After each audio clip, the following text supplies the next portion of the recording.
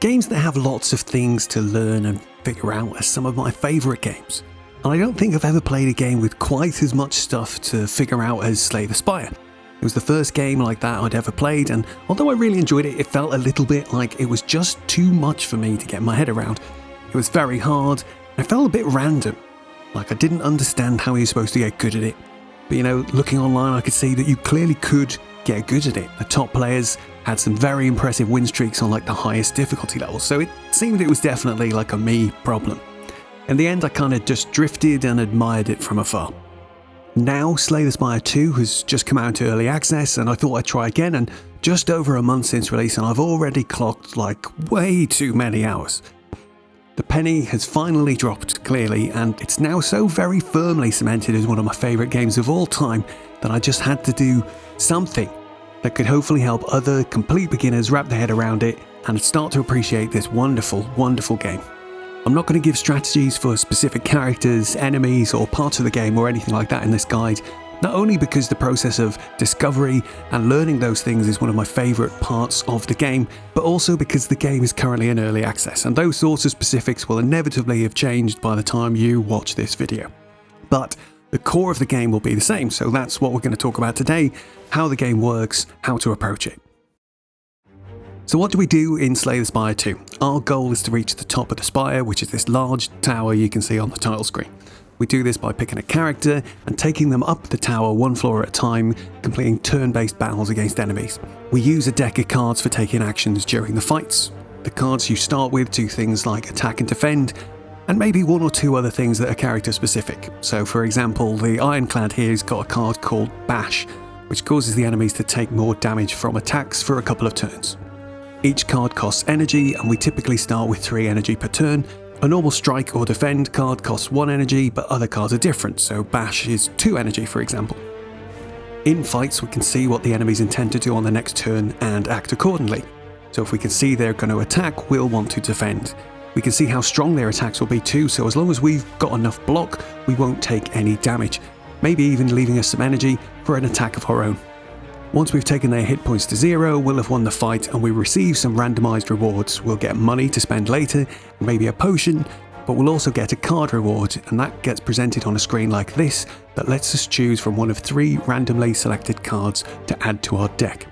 And this is what makes Slay the Spire interesting for me. You don't build the deck all in one go before you start, you build it one card at a time, you have to make the best choice you can from what you're offered, and you have to play around the fact that you have an incomplete deck as you go. It leads to some really cool decisions and moments. And of course, when you first start playing, you won't know what to choose, and that's okay, because that's how the game's meant to be played. Taking the cards, trying them out, dying, and figuring out what works and what doesn't is a really interesting and rewarding experience. We'll talk more about how you approach things like that a bit later in the guide, but for now, let's just carry on explaining how it works. After completing a fight, you can move on to the next floor, and you get to choose your path through the spire. A lot of the rooms contain fights with regular enemies. These are often referred to as hallway fights. But we can see there are other room types shown on the map, and probably the most important one to explain right now are the elites. These guys are like mini-bosses. They're risky to fight, but they're rewarding. They'll often give you better card rewards, more money, and they will always drop a thing called a relic, which is like a passive item that gives you some sort of ability. These get shown at the top of the screen as you collect them.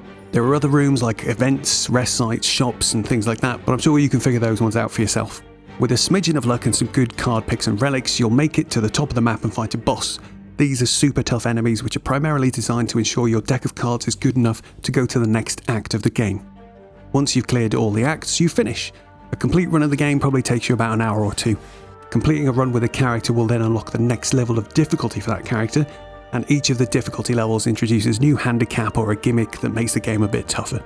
And that's basically it. But as you can imagine, with multiple characters, hundreds of cards and relics, dozens of different enemies, encounters and bosses, it's a pretty complex game with loads to learn.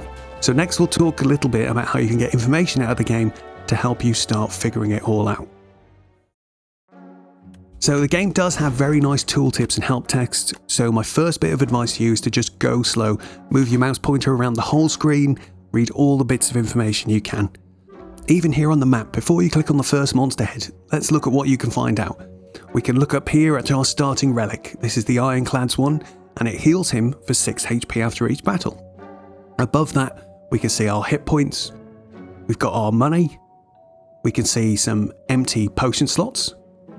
In the center of the bar here, it shows us the name of the boss we'll be fighting at the end of the act. On the right hand side of the map, the legend is interactive and you can learn a bit more about each type of room by mousing over it. And at the top right, you can click and look at your deck. You should definitely do this when you're playing a new character to learn what kinds of cards they start with. When we're looking at cards, you can see there are some terms that have yellow text. So these terms are always explained with a little pop-up. So by mousing over these cards, we can learn what terms like block and vulnerable actually mean. Just as a little side note and something that isn't immediately clear to a new player, apply to vulnerable means that effect will last for 2 turns. At the bottom left, you can click a view upgrade box. This is handy when you're deciding what cards you'd like to upgrade at a rest site. Next, if we jump into a fight, we can see that we can get more information again. So hovering over any of these interface elements lets us see a nice explanation of what it is. The most important part, I'd say though, is to carefully look at the various icons that appear near your character and the enemies. The most simple is probably this enemy intent, which floats above their head. So this shows us whether the enemy's going to attack, defend, buff themselves, or debuff us. Again, you can just mouse over things to see what they mean if you're not sure. For their attacks, we get to see exactly how much damage is incoming, but the amount of block they'll gain or the specific buffs or debuffs they'll use are things you'll have to pay attention to and learn as you play. Next are status and passive effects. These are shown as icons below a character. At the beginning, these are pretty straightforward, but it can get pretty complex with many effects going on across multiple characters at once later, so just try your best to slow down and keep everything in mind when you're taking your turns. This also applies to your relics. Over the course of the run, you'll hopefully be collecting a long line of them that go across the top of the screen. At any point, you can mouse over them to get a reminder of what they do. Some of them have counters or otherwise change in appearance when they're in effect. Again, this is something that gets harder to keep track of the further you go, but take your time and try and keep them in mind. But there's also a bunch of stuff that Slay the Spire doesn't tell you. And this is the kind of stuff you're supposed to notice and make a note of yourself, and there's way too much of it to include in a single video. I'd say half of the game is making choices related to what's presented to you, and then the other half is increasing your knowledge of what's in the game, be it cards, events, enemy behaviours, whatever, and then using that knowledge to better inform your decisions. I'm going to give you a heads up on a few things today to help you on your way, but the rest of this is going to be up to you. First off, let's talk about hallway fights. In the first act, the first 3 fights you take against normal enemies are purposely weaker. After this, the hallway fights get a lot trickier, so take this into account when planning your route through the act. In the other acts, the same logic applies, but only for the first 2 hallway fights. Next, let's talk about elites. Each act has a set of 3 possible elite encounters, and although you won't know what they are when you're first starting, once you've fought them all a few times you'll know what to expect, and you can try and take cards that will help you defeat them. Another neat thing to know is that you'll have to fight each of them once before they can repeat, and that you can't fight the same one twice in a row. The bosses are a little bit similar. Each act has 3 possible bosses, and there's a reason it shows you the boss you're fighting at the top of the screen at all times so that you can prepare to fight them.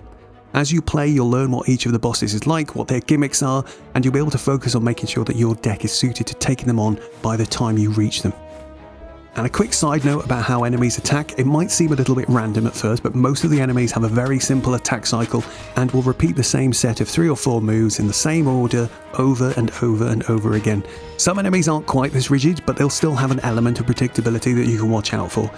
This is again something that, especially for the harder encounters, you can pay attention to and try to remember so that you can make better decisions in your future runs. Finally, I just want to mention card colours and rarities quickly, because again, this is something that isn't directly mentioned in the game. Each character has their own decks which are coloured, so for example, Ironclad's cards have a red background, Silencer green, etc. There is another set of cards though. These are referred to as colourless cards. They're the ones that have a grey background. You can obtain them in the shop, from potions and a few other places. They are generally really quite good, so keep an eye out for those. And then the colour of the frame around the picture indicates its rarity. So grey is common, blue is uncommon, and orange is rare. Generally, the rare cards are more powerful, but don't let that shiny orange colour blindly tempt you into taking one. Make sure it's something that's going to work in your deck before you take it. We'll talk a bit more about that in the next section.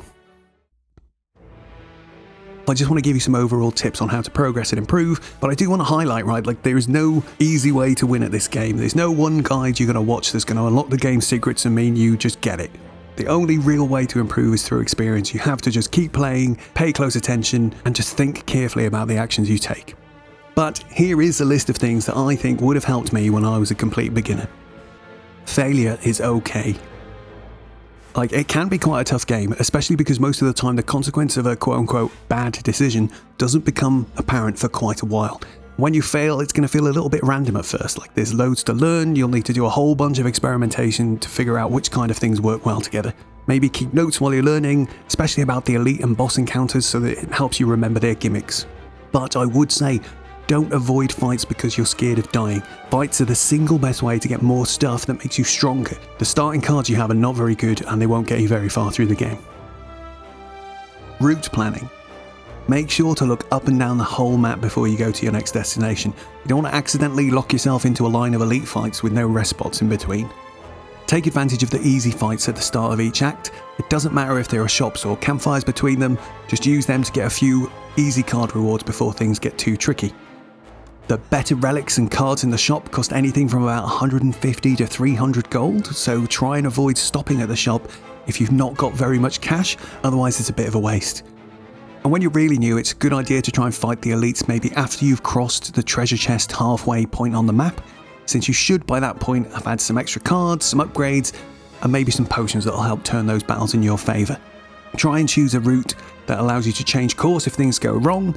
You'll want to avoid paths that force you into successive late hallway or elite fights without a rest spot or at least a way to change path.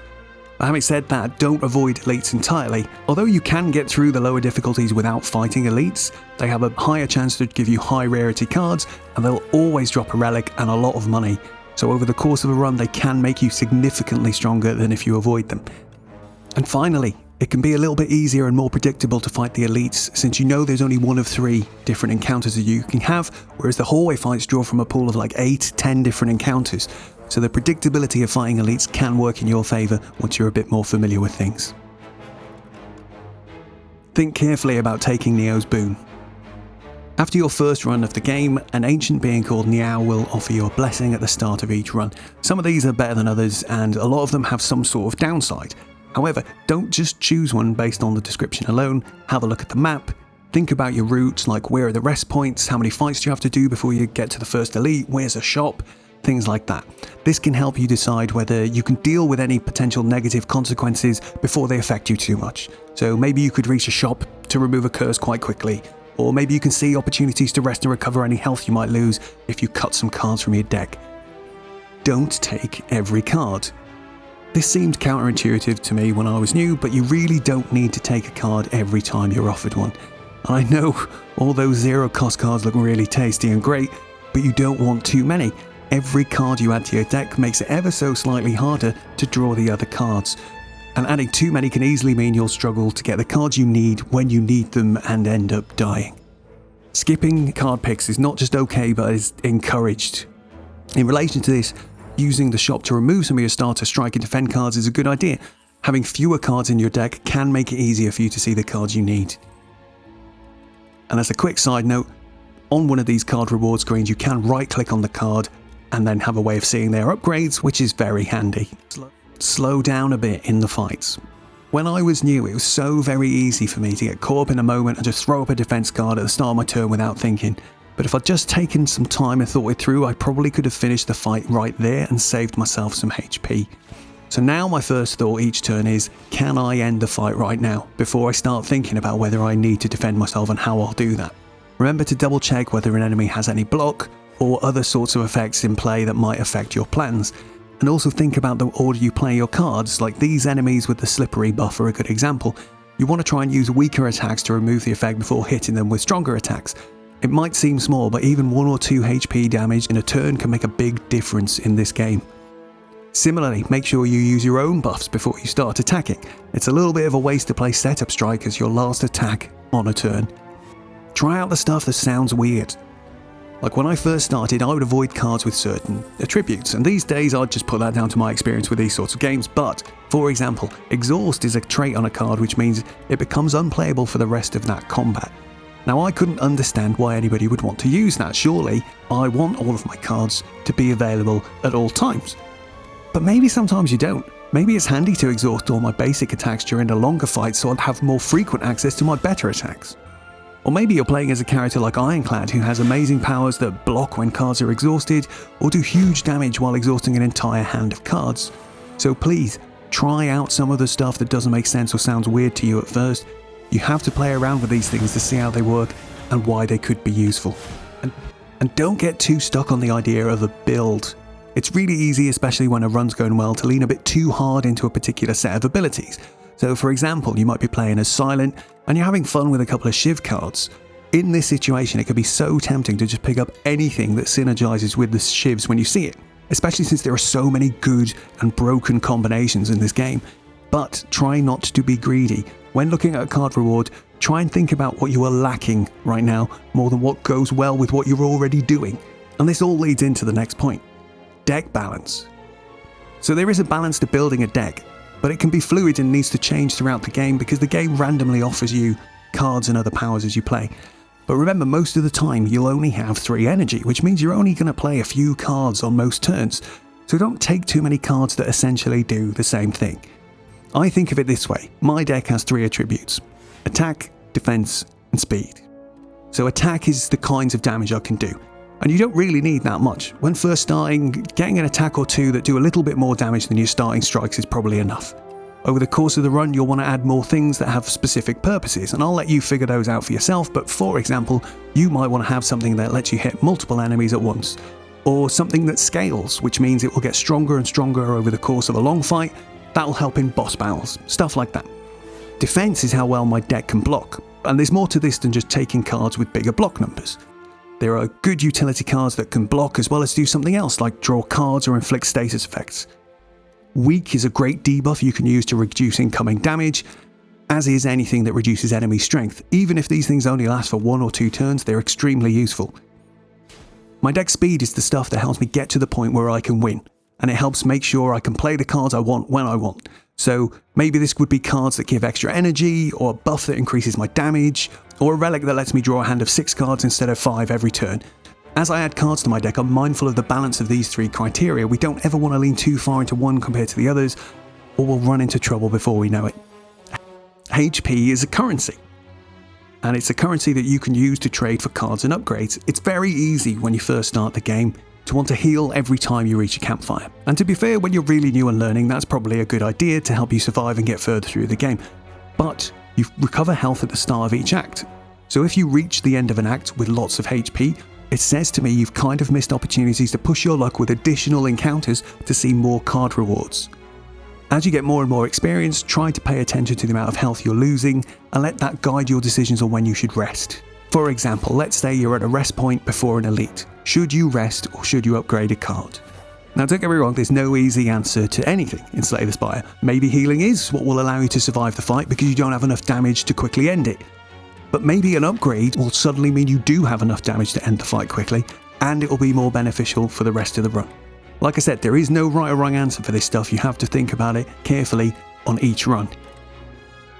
When is it okay to take damage? So as you'll play the game, you'll often end up in a situation like this, where you've got an enemy doing a pretty big chunk of damage to you, and you have a choice, essentially, of whether you full block or you full attack. Which one is the right thing to do? And like we've already said a few times, there is no correct answer to this question. But given that a lot of the tougher fights in this game effectively function as damage races, you do need to try and play your best damage as efficiently as possible. So it's always worth having a damage plan. At the beginning of the game, you'll just have a simple damage plan based on the early cards you pick up. To give you an example, with Ironclad starting cards, his early game damage plan is to use Bash and then as many attacks as possible over the next couple of turns, just to take the maximum advantage of that vulnerable status. As you go through the run, you'll make different plans, maybe how you block a strong attack, or how you draw more cards, etc.